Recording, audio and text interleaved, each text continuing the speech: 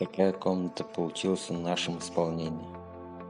Такие мы сделали гипсокартонные потолки со встроенными треками для светильников.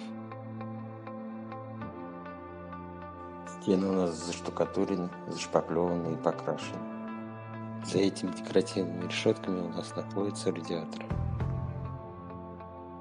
Карта мира выполнена плотными обоями. В комнате разместился вот так вот удачный шкаф.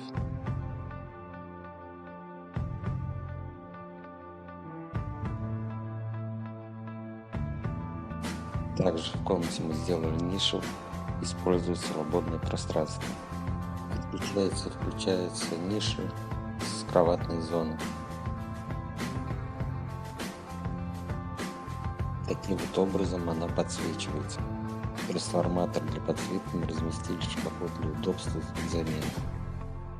Кабель от трансформатора до световых лент мы спрятали в стене.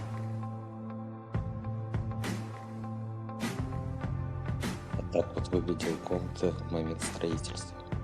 Многие монтажные элементы пришлось делать, отталкиваясь от приточно-натяжной системы.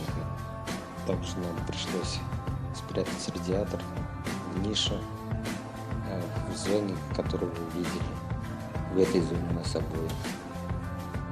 Спасибо большое за внимание. Надеюсь, вам всем понравилось.